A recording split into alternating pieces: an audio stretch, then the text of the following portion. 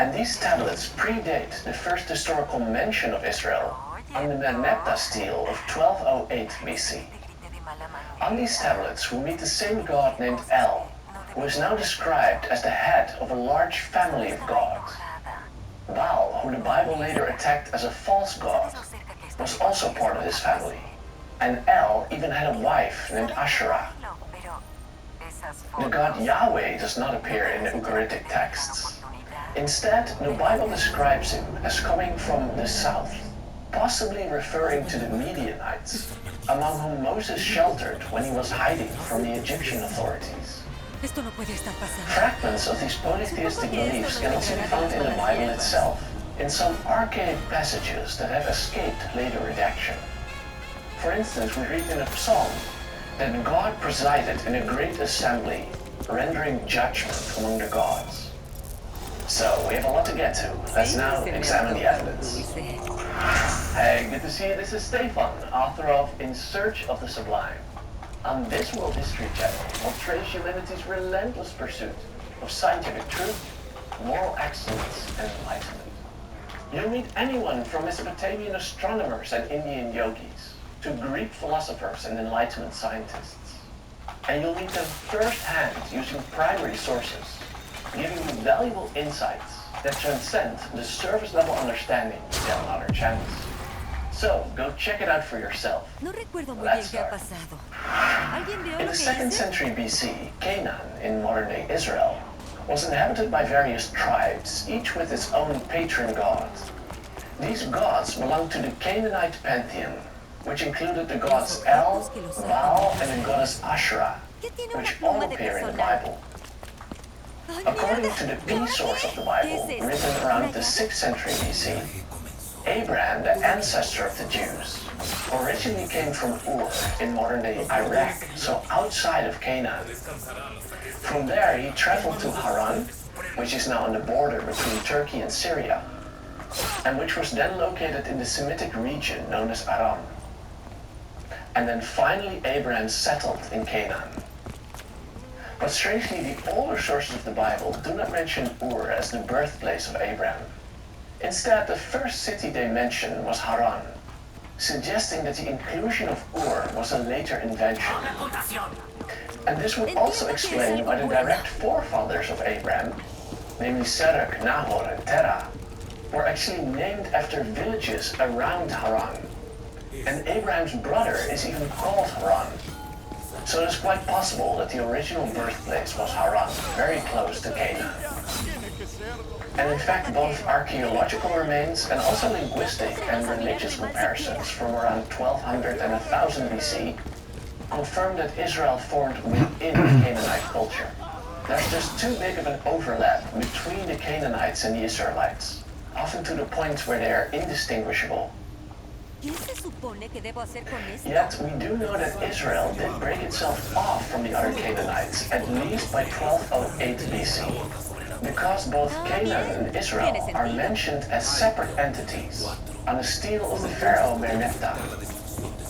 And in this larger text, celebrating Egyptian victories in battle, we read the sentences, "Plundered is the Canaan," and also, "Israel is laid waste."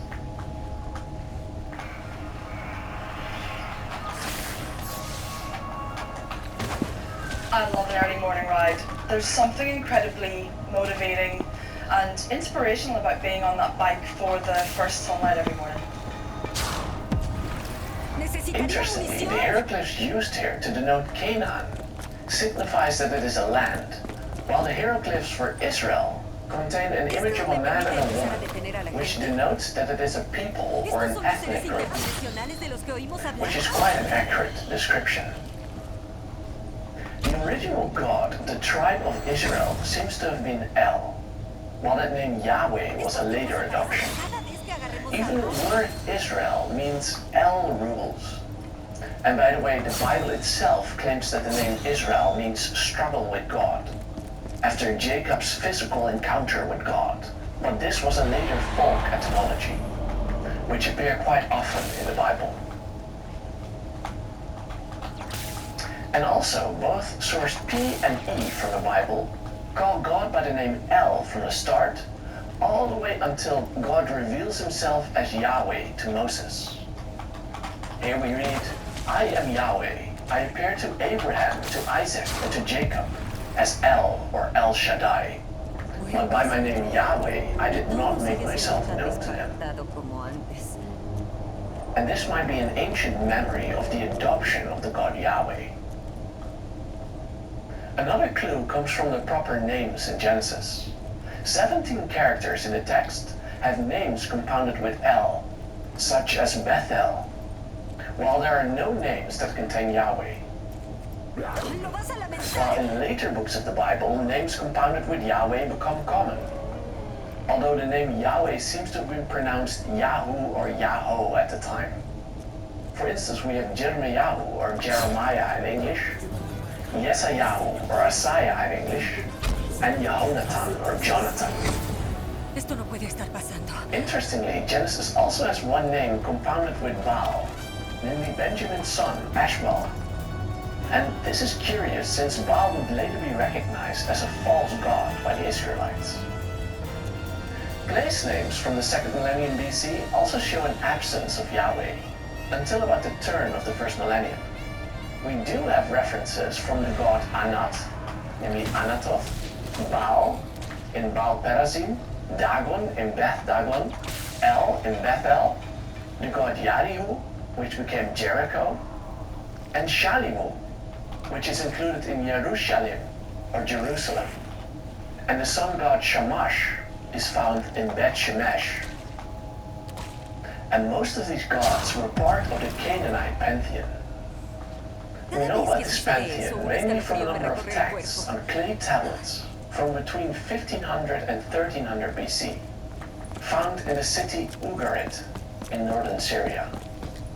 Among these texts we have found the Baal cycle, which describes a myth about the thunder god Baal, literally meaning Lord. In the most memorable part of the Baal cycle, Baal was killed by Mot, the god of death, and then descended into the underworld. Being a weather god, a god of rain, the death of Baal was interpreted as the start of the summer drought season. And we then read that El, the father of Baal and Mot, mourned his death. The goddess Anat, Baal's sister, found his body and buried him, and then went on to kill Mot in order to release Baal from the underworld. The killing of Mot was stated in agricultural terms. We read, with a sword he splits him, with a sieve he winnows him, with a fire she burns him, with millstones she grinds him, and in a field she sows him, clearly connecting the death of Mot to the harvest. Then we read that El had a dream in which the heavens rained down, which meant that Baal, the god of rain, had resurrected. Anat then found him, and then Baal returned to his throne in his beautiful palace. In the text from Ugarit, we also read that the high god El was married to the goddess Ashura, who also stars in the Bible. And in some cases, we read that Baal was one of their children. Other evidence comes from late 9th century BC potsherds from the Sinai Peninsula. On one of these potsherds, we read, Yahweh of Samaria and his Ashura, suggesting that the goddess was here married to Yahweh. Mi niña Valentina tiene 6 años. Valentina está diagnosticada con microcefalia de nacimiento. Ya los doctores. And as you can see, there even was an image of the couple associated with this text.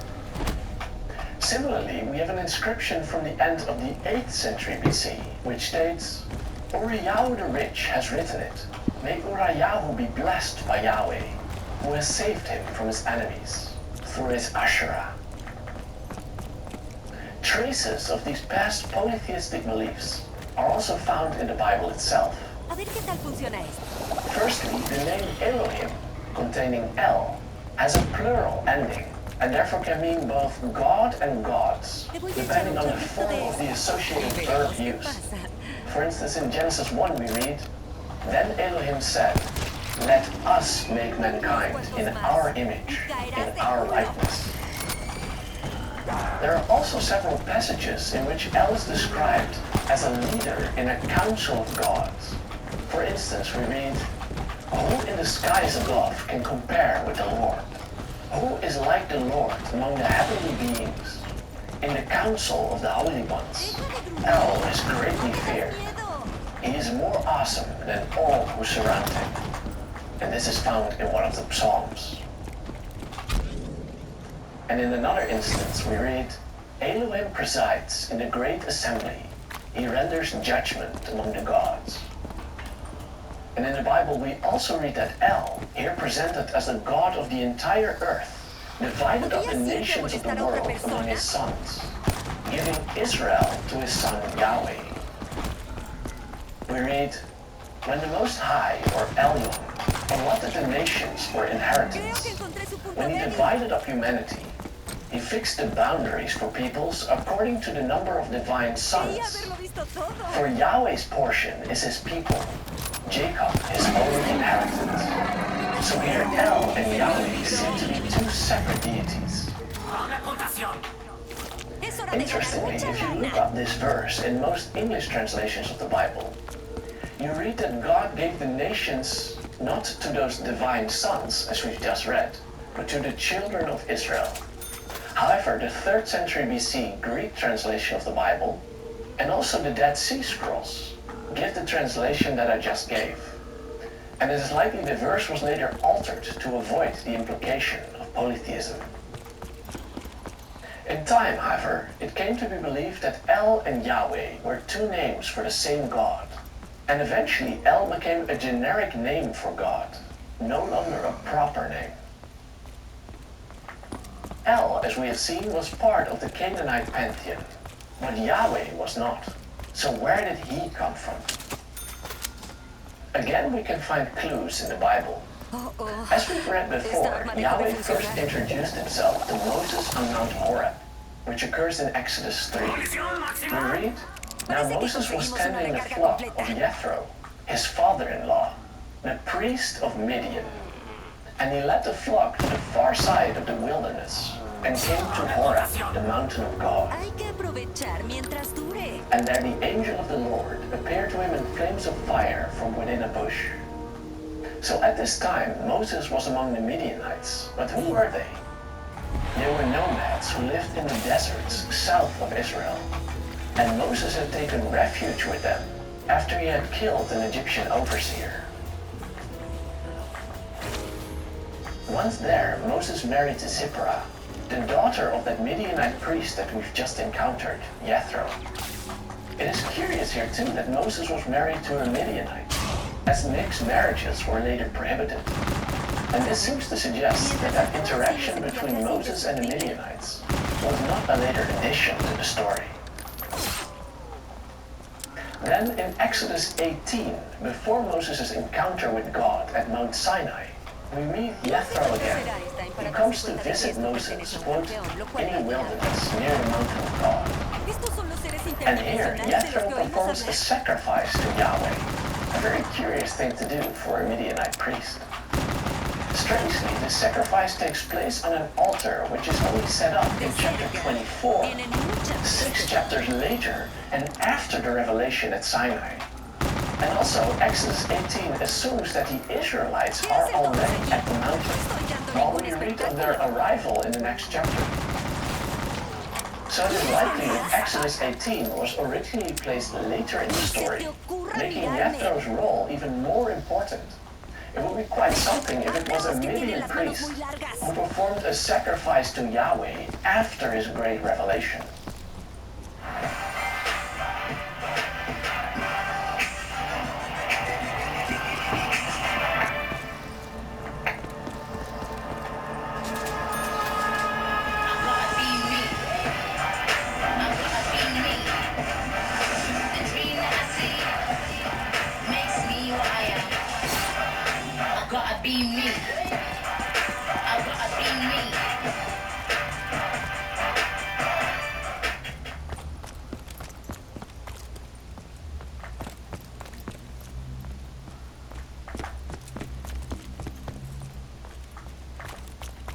So perhaps we should take seriously the idea that Moses learned about Yahweh outside of Israel, in the land of the Midianites.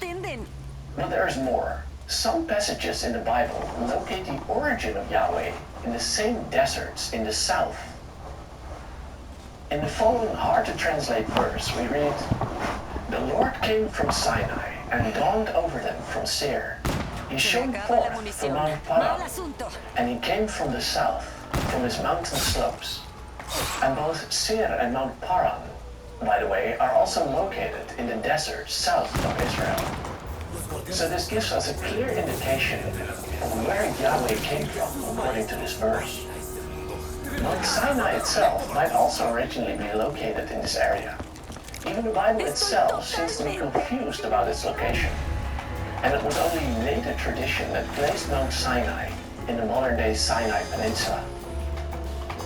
Another similar verse from Judges reads, "Yahweh, when you came forth out of Seir, when you advanced from the land of Edom, also south of Israel, the earth trembled, the sky quaked, the clouds poured down water, and the mountains fled before Yahweh, the Sinai, before Yahweh, the God of Israel." And in Habakkuk 3, we read once more that Yahweh came from Mount Paran, and here again we read that the mountains trembled. And this verse also refers to the dwellings of Midian, who we read were in anguish. So here we have a direct connection between Yahweh and the Midianites. No, ¿cuáles son? And on top of this, we also have a late 9th century BC inscription, which reads, "Yahweh of Samaria and Yahweh Puta que me of..." parió. So this is starting to turn into a quite coherent story. And this description also matches the Shasu nomads, mentioned in some Egyptian texts, which they also locate south of Israel. And interestingly, the Egyptians also connected these nomads to the term Yahweh.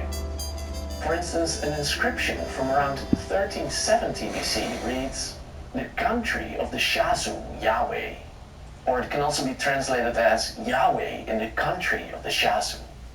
And although the evidence for this is not completely conclusive, this could be an Egyptian reference to the god Yahweh. And finally, we'll ask ourselves, what type of god was Yahweh originally?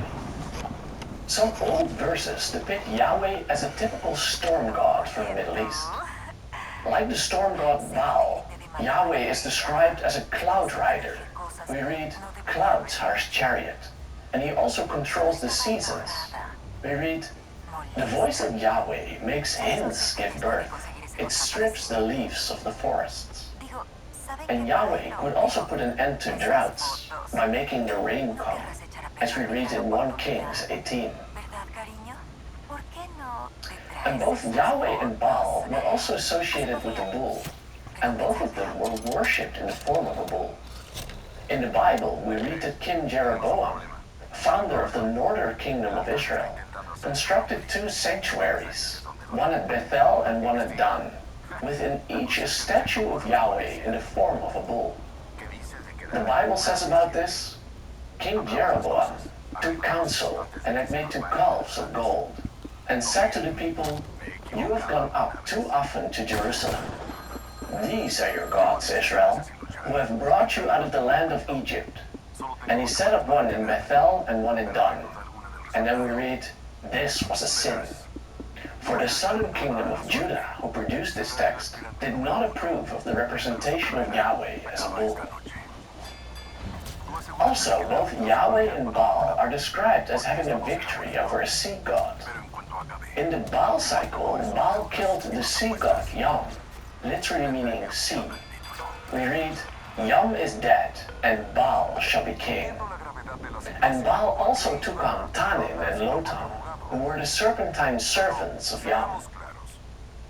And correspondingly in the Bible we read, "It is you who broke the sea with your strength. You smashed the head of the dragon on the waters. It is you who shattered the heads of Leviathan." And sea here is written as Yam, the same name as the Ugaritic sea god. And the dragon is Tanin, his servant. And it is quite likely that Leviathan was Lotan. And that is what we know about the origins of Yahweh. In the next lecture, we'll look close at the development of Yahweh from a tribal and relatable God who walked among men into an abstract, transcendent God who authoritatively spoke from the heavens. We'll do this by diving deeper into the study of the A, the G, and the P sources mentioned before in this lecture. I hope to see you there. But for now, I hope you were inspired. And if you want to know more about Jewish history or any other topic from world history, then read my book, In Search of the Sublime. You can read it completely for free on worldhistorybook.com, or you can buy a physical copy on Amazon. See you next time. Bye-bye. Over 25 million people use Robinhood for their investing needs, and I'm proud to be one of them. Their features are too good not to share. When I'm not gearing up for race day, I can easily trade stocks, ETFs, options, and crypto all in one place.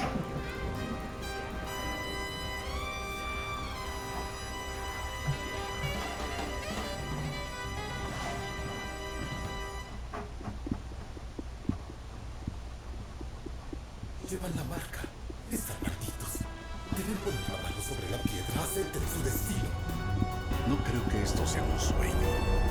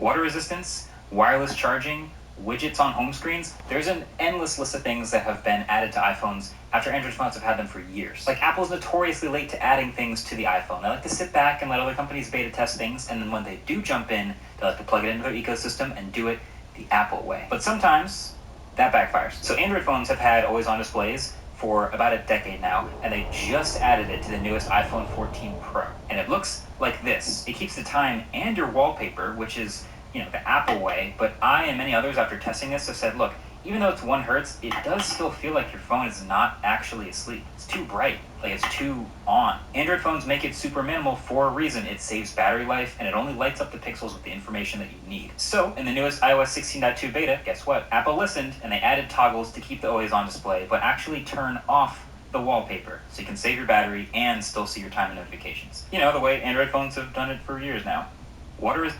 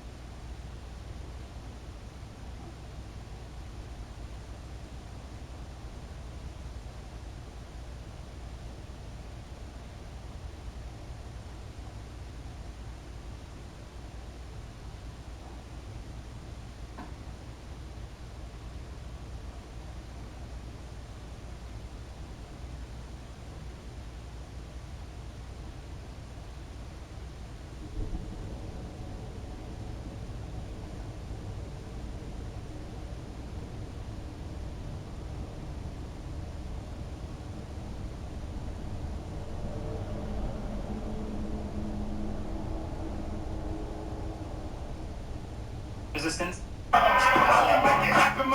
water resistance, wireless.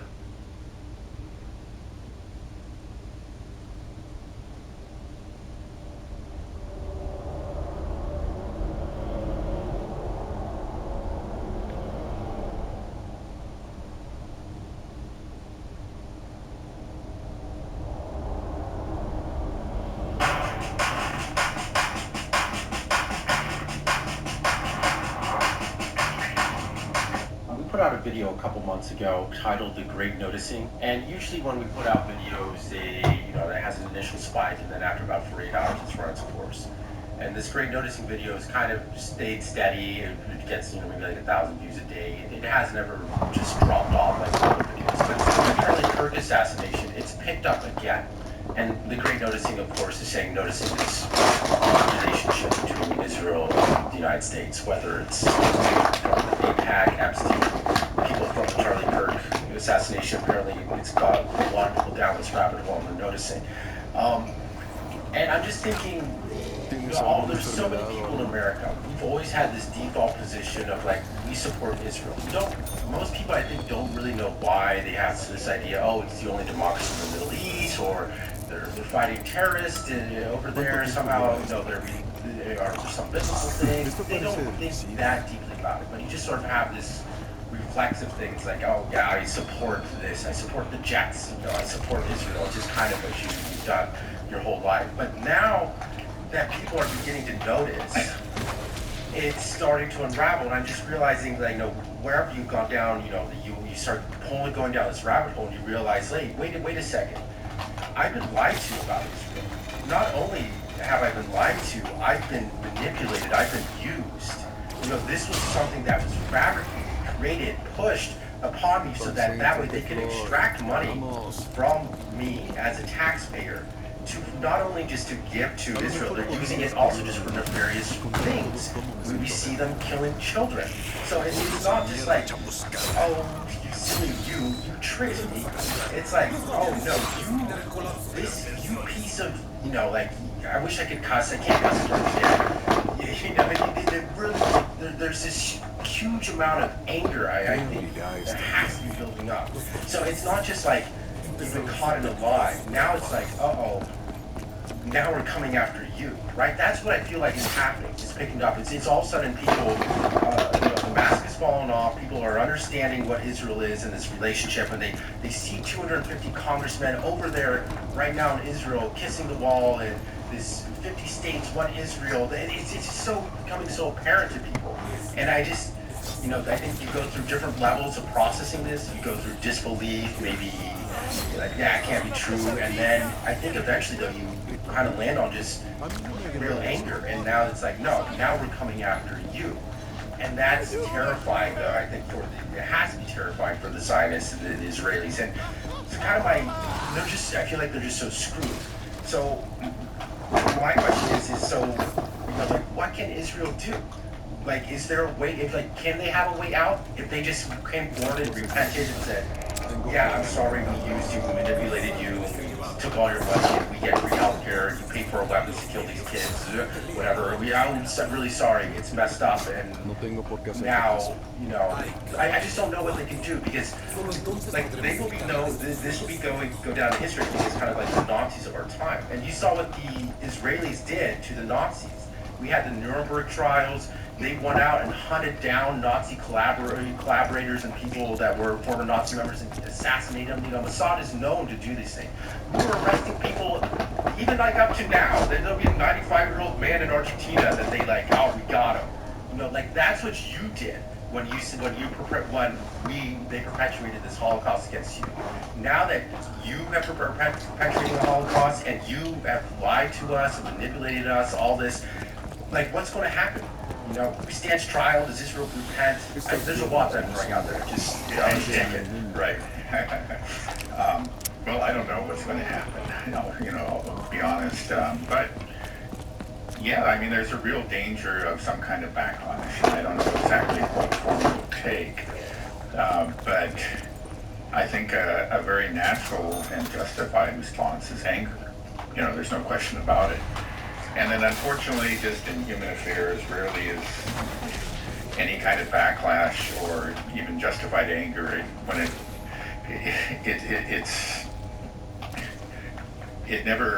it's never entirely rational, on a social level, unfortunately.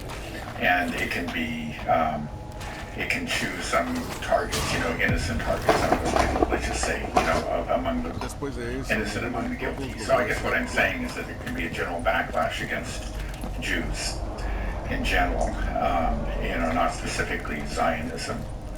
And that's a real fear, I think it's a legitimate fear, if I were Jewish, I wouldn't really be worrying about that.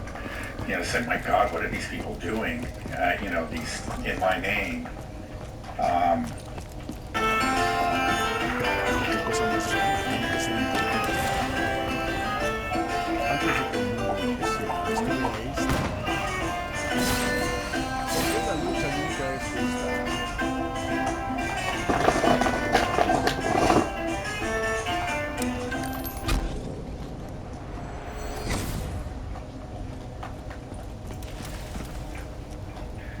What's this?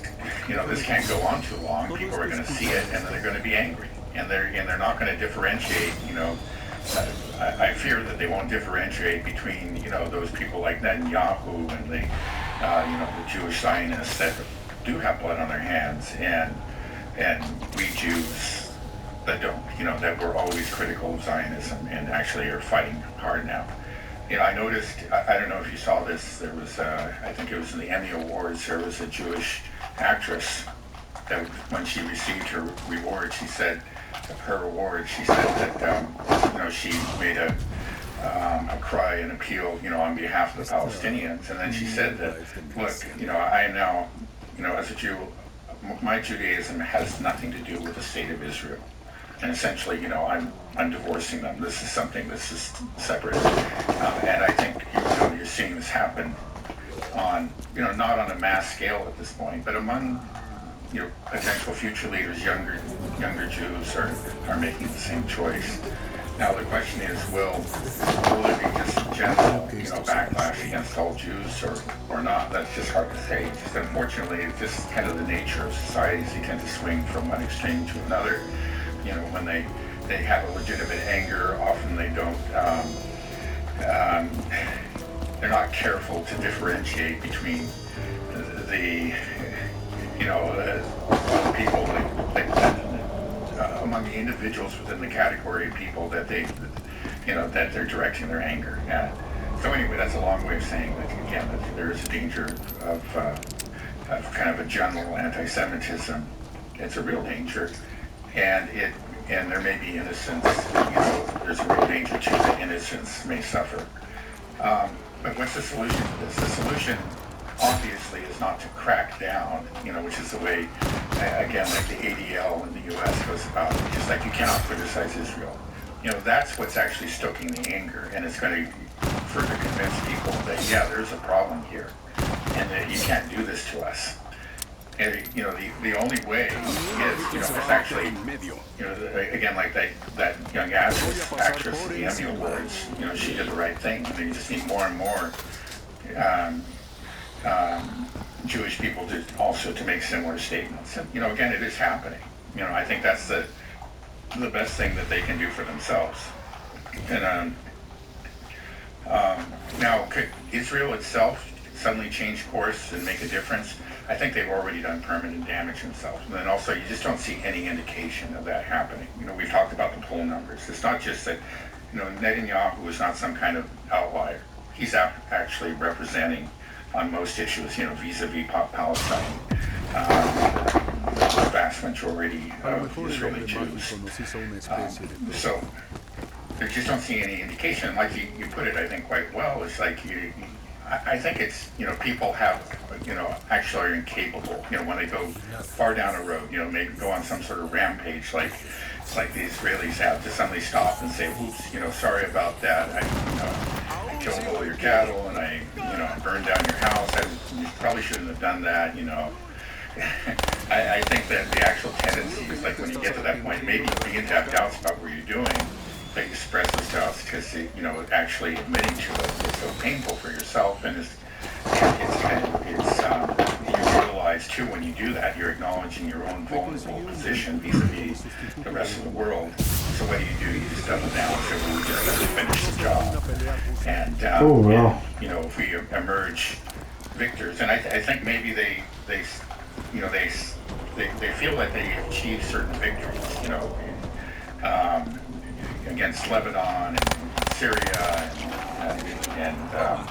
and even Iran. I think that maybe, again, that's distorted, but that's the understanding of Israel, that they achieved a great victory against Iran. That's what their own media tells them, and they believe it. And so there is a sense, well, okay, on the one side you're telling me, hey, we got to admit that we're committing a genocide and stop it. How is the world going to treat us at that point? Or maybe we should just continue down this military path, victory after victory. In the end, it doesn't matter, what they think about us, whether or not they judge us to be genocidal. What matters is that they fear us, and that we rule, the region. And I'm afraid that's that's the path that they're going to take. I don't see it possible that they can actually deviate from that path at this point. They've gone too far down it. Right, but that path of ruling through fear, we know can't last for long. And that umbrella of fear is, I think it's extending beyond just the region now. It's like, it's here in the United States as well. Our own politicians, like we talked about just on Monday about President Trump himself fears for his life. So this, I feel like, what people want is justice. They want accountability. We want to see people held to account. But the problem is that, these people won't come forward and they won't admit, and they have nuclear weapons. So the more that you start to push and demand and put pressure on them, I feel like they don't have a way out. It's almost like I don't want to give Israel a way out, but I also don't want them to start nuking everybody. So it's almost like, can there be an off-ramp? Like, is there something that we could do to just get this to end, to stop the bloodshed? But I don't think so, though, because there has to be some held to account for what's happening, what they've been doing, right? There's going to be an accountability. This backlash is coming. I don't know. Is there an off-ramp? I mean... Well, again, the only solution that I see, the end that isn't, a nuclear conflagration is actually a change of course by the U.S. political establishment. If the U.S. actually ceases to provide this unconditional support, actually cuts off support to the Zionist state, then we're going to see a real change, because they cannot do what they're doing without this U.S. support, and they know. Netanyahu very recently gave a speech on about Israel's isolation. He said that we need to become a super Sparta, which is an autarkic entity. We need to make all of our own weapons and so on. The markets actually responded very poorly to that, because again, it's just.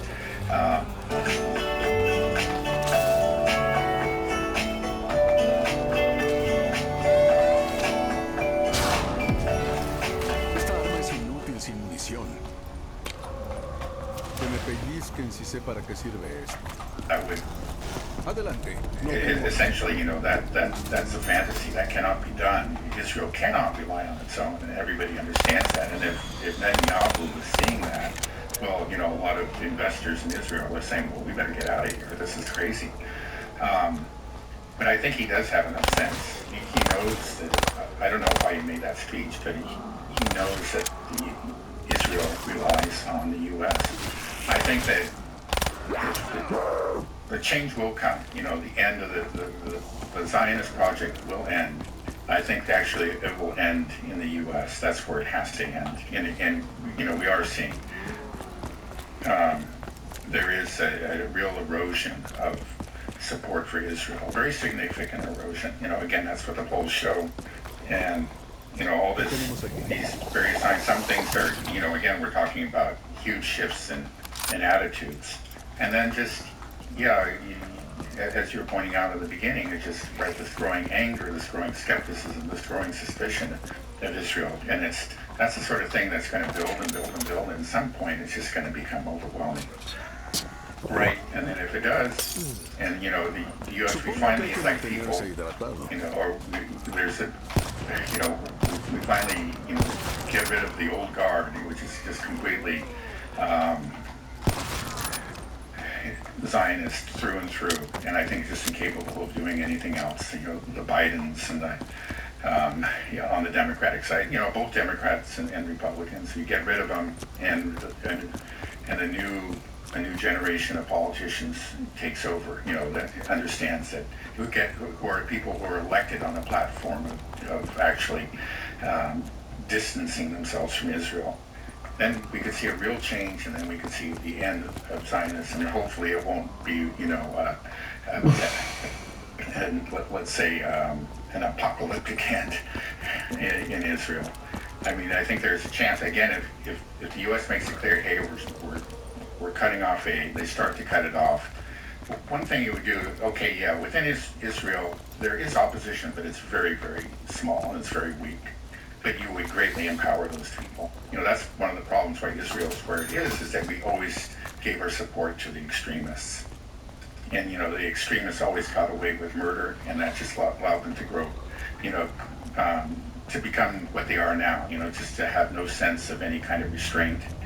And just you take that away, and then you actually shift it to that support to the dissidents, and they will start to grow in power, and then maybe we could see a real transformation, or maybe we'll see civil war, but perhaps it'll just be within Israel. I don't know. Something I noticed when I watched our Great Noticing video again just last night, just because I noticed it was picking up again so much, and something I noticed in it is that I was talking I didn't refer to Israel so much. I was talking about the deep state. And for the longest time I feel for like the past 5-10 years, the acknowledgement of a deep state has become more and more mainstream. People kind of admit, there is some type of deep state. But the deep state is this sort of nebulous, opaque thing that we weren't able to finger point. But I feel like now, and maybe this isn't completely fair, but that deep state is now being replaced with that state, and it's Israel, it's Zionism. A lot of people are tying that. So when I watched the video, it's like, well, if I was doing this now, I probably would be saying deep state. I would be talking about Israel and Zionist control. And I think that is a huge thing, is that the finger is being pointed now. There is a name to be pointed at. Who is pulling strings? Who is controlling? You start pulling all these threads, and like, wait, why are a lot of them leading back to Netanyahu, leading back to Israel, leading back to AIPAC? And so I first of all, do you think that's fair? When we use these terms, deep state and Zionism? I think we need to distinguish between Zionism and the deep state. The deep state is kind of another way of saying the permanent bureaucracy. It's just, that has its permanent policies regardless of who is elected president. And I think especially true within the foreign policy realm. And so, yeah, there's a big overlap because there's a big chunk of that deep state that's Zionist, and part of what they do is that they, make sure that Israel continues to receive this unconditional support, and and certain policies are pursued vis-a-vis Syria and Lebanon, all policies that are, again, complement this pro-Israel policy. They're just part of the pro-Israel policy. So there is an overlap. They're not one and the same. Actually, you could say that's kind of the hidden face of Zionism, but there's an open face. I mean, it's just like the control of Congress is really very open, and it doesn't take much to see. You can go look up the donation figures. In fact, I know there's an organization that just always publishing, how much each congressman or senator, receives from AIPAC, and it's all out there. It's known, and it was not reported on the mainstream press, but those aren't hidden facts. That's not there in the shadows. It doesn't, and it's one thing that has happened is that those facts that were out in the open are starting to get noticed. That's part of the great noticing. So when you're talking about Zionism, it's not all hidden, it's not all deep state. But there's, certainly a big part of what the deep state's all about is Zionism. But it's also, policies vis-a-vis Russia and China and whatever. Again, these permanent policies of the permanent bureaucracy. So that's what I would say. I think it is important to recognize where they intersect, but also to recognize that there's... Are you guys seeing this right now? A cover hoodie is usually normally $120, and it is almost 60% off right now. Just for staff of Color Orchid, and if you're just not seeing it, it's probably already gone. This hoodie will make you want to throw out all of your other hoodies. But it's actually a mental health supporting company, and all of the material on our hoodies are slightly weighted. Get a look on the inside, you guys. It is so soft. Like, it feels like a blanket. This is officially your sign to get your winter clothes in the summer. Right. Okay, but a big section. There's a lot of intersection, like you said. So, but that does have a name now. We do have, we are able to point at it, and it's like, okay, this is Israel. It's a big part of the deep state. And then, there's neocons, and the ideological thinking of, global hegemony is perhaps a bit separate from that, but they do overlap a lot. Well, I think something. That since the Charlie Kirk assassination, I think, the pro-Israel side jumped on it quickly to try to pin the blame on the leftists. I just don't think it's working that well. Candace Owens had a video out yesterday, and it got over 1 million views in less than an hour. It just shows you how big it is. It's all about Israel's nefarious dealings with Charlie Kirk and the pressure that they're putting on him, and having to toe the line and say these things. And Tucker Carlson had to also went live with Megyn Kelly. They also pointed the finger at Israel. And these are people that represent conservative Christians predominantly. This is Netanyahu's base. This is Israel's base. A lot of these people are evangelical Christians, at least the youth are. And it's blown over now. And so I'm just thinking, it's those people. They have to be, once they go down this rabbit hole, I see them going down the rabbit hole. I see comments on the video like Charlie Kirk's assassination brought me down here. Like they're going down this rabbit hole. I just think the anger from those people has to be so extreme because, it's like maybe they weren't, they've had their questions, but it's like, you tricked my parents. My parents were brought into this the whole time. My mom and dad, they believed in Israel the whole time, and they send money to Israel. Not only are taxpayer dollars going there, I get letters in the mail. Get letters in the mail saying, Jesus tells you to send money to Israel. Bless Israel. Please save us to fight our common enemy. And they're sending these letters here to just everyday citizens, and on top of the fact they're sending up billions and billions of taxpayer dollars. Just the amount of anger, I think, coming is people are waking up and figuring out, but once that that rage becomes more consolidated and organized, oh boy, it's this thing is going to blow up. And then what's the reaction from the Zionists, the Israelis? I mean, what we're seeing is what I'm afraid of. Did you see Pam Bondi, the Attorney General? They're talking about the Charlie Kirk assassination, how horrible it is, and we were talking about before how so many people were celebrating his death and writing all these horrific things. And basically, she's talking about introducing hate speech laws, and we're going after, and we know where that goes.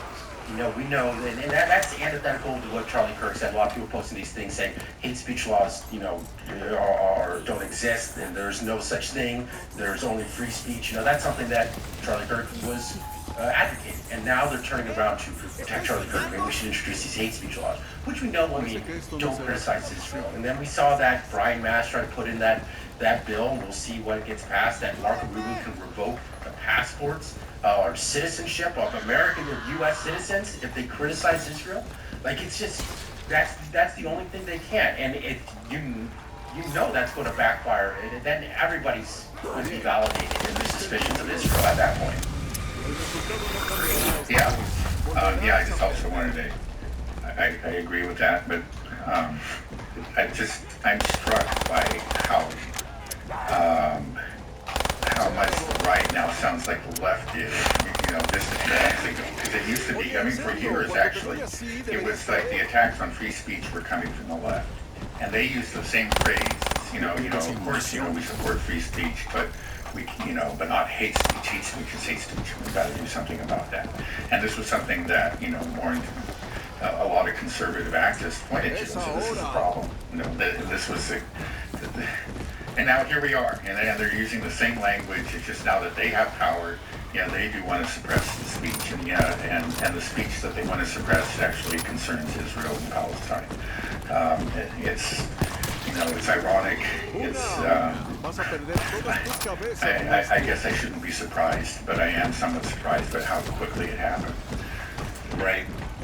Yeah, I think a lot of people are just waking up to this whole left versus right thing is manufactured. Some of it, of course, is organic, but it's not. This isn't the real battle. There is a good versus evil battle going on here, and I think more and more people are just kind of sick of both political parties. We both understand that they're captured. So there's just a real reckoning happening in real time right now, and I want your thoughts on how it's going to play out in this country. Yeah, I really don't know how it's going to play out. It's really hard to predict. This again, we're I would like to see a rational reassessment. You say, okay, yeah, we made some withdrawing these funds. We're going to, and we're going to pursue new policies vis-a-vis Israel. No longer are we going to provide the support, et cetera, et cetera. Yeah, then that would be good. And maybe we'll get that, but it just like, I was talking about the shift from left to right, you're hoping that, okay, now we'll have free speech advocates. If the good side wins out, let's say, again, the anti-Zionist side, I'm just afraid that once they get power, they're going to, who knows what they're going to do. I don't think so. Rational. I hope you're right. I think most people on the right don't want this. They don't want hate speech laws. It's clear that it's coming from the Israeli side. It's coming from the Zionist side. And so that's what I'm just saying. It's just becoming more and more apparent. It's like, hey. A lot of people are noticing, saying like, hey, we were always, the people on the right, but we were always about free speech. That's what we were saying. You can say whatever you want. There's no such thing as hate speech. And now it's being introduced. And people are calling it out, including people like, like Matt Walsh, I saw on Twitter, like, this is unacceptable. So I see a lot of people on the right calling it out, which just means that Israel has lost the right now. They have lost it, and they already lost the left. Now they lost the right. Now the only people they have are people that are over the age of 70 that just get their letters and have their little flower from Israel or whatever they get and donate money. And then there's the politicians that are bribed or compromised, or people that are bought off or compromised. I think that's all that's left. It's people that have their head completely in the sand, that are too old to figure out what's going on and change their views, or they're compromised or they're bought off. That's it. If you are sleeping in a position like this, you are wrecking your body and your breathing. Chronic neck pain happens when your cervical spine is repeatedly misaligned during sleep, creating tension and inflammation that prevents proper muscle recovery and healing. While it may only result in morning stiffness, the hidden dangers are far greater than you think. Over 54 million Americans suffer from chronic neck pain, but only 20% address the root cause, and even fewer do something about it. Meanwhile, they continue to develop health problems that can gradually destroy their lives. From chronic pains, hormonal disruption, weight gain to cognitive decline, and even depression. If you care about your health and future, there is one simple way to reduce these risks. Introducing Durela Ergo, an ergonomic pillow designed to improve your sleep and reduce neck pain by providing the head and neck support needed to maintain proper spinal alignment and posture. Here are 7 excellent reasons you should replace your regular pillow with Durela. 1. Tuck neck correction. If your neck is bent and your chin points at your collarbone when you lie on your pillow, you strain your cervical spine and compress vital nerves. Durela's curved shape automatically corrects this by keeping your neck in neutral alignment and letting your spine maintain its natural curve. 2. Support in any sleeping position. Other ergonomic pillows can improve your neck alignment, but only when lying on your back. They become ineffective when you turn on your side or lay on your stomach. Some can even worsen neck strain, but Durela is shaped for all positions, providing comfort and support for side and stomach sleepers. 3. Shoulder support. Poor shoulder or upper body posture can create tension in your neck and trapezius muscles. This tension may cause referred pain or trigger points that radiate up into your neck and head. Unlike regular pillows, Durela acknowledges shoulder comfort by allowing them to unwind and stretch out. 4. Jaw relief. Regular pillows can risk misaligning your lower jaw, causing TMJ discomfort, tension headaches, and clicking. More importantly, jaw misalignment can create neck muscle tension. That's why keeping tension off your jaw is crucial, and that's part of Durela's ergonomic design. 5. Improved temperature regulation. Overheating and moisture can Yeah, well, that might be a little bit of an exaggeration, but I don't think it's much of an exaggeration. I think you're right. I mean, the battle isn't over. Clearly, again, they're on the commanding heights. They simply, the establishment is Zionist in this country, in both parties. But there are certainly very, very strong indications that that is coming to an end. And, we talked about it from both below and above. Below, it always, the makeup of the establishment always lags behind, the changes that occur among the people. But as long as we have some sort of democratic system, even if it's greatly flawed, eventually this change in attitude among the people is going to be reflected, within the establishment. And we do see people within the establishment, the media establishment, and to a lesser extent the political establishment are starting. It's at the edges now, but again, everything starts at the edges, and eventually it will reach the center. So what are we waiting for then? The midterm elections? Is that what we should watch for real change? Well, yeah, I'm very curious about it. We'll see. Again, there was the Mamdani victory in the New York City primary, and I think just the other day that the governor of New York has actually endorsed him, and she endorsed him basically because it became clear he's going to win this. That he's like 20 points ahead of the polls. So that's telling you something. I think that's a real revolution because he is unabashed. That just could not have happened in New York prior to this. It would be unthinkable. I mean, New York is of course, a very, very liberal place, very much a Democratic stronghold. But it was also a Zionist stronghold. And so this is one of the Zionist strongholds that's being taken by storm. That means something, that's the largest Zionist stronghold, I think. Yeah, you can make that case. Yeah, definitely. So, it's not just an economic center; it's a cultural center. That's going to have a real impact on the rest of the country. But we'll see how firm Mamdani is. Once he becomes mayor. We've often been disappointed by politicians, but again, he is a very smart guy, and I think he could make a real difference. Again, we're just talking about one city, but it's an awfully important city. And then, as for the midterm elections, we'll see. It's going to be really interesting. Are we going to see the beginnings of a new generation of politicians? Or that AIPAC is going to go all out. It's probably pouring money into campaigns right now. I'm sure, you know, of course they are doing their best to defeat the challenges to their, you know, their Zionist candidates. But they, we'll see. You know, maybe has there really been a shift? Yeah, I believe there is, and I think we should, you know, we'll see all kinds of upsets. And I certainly hope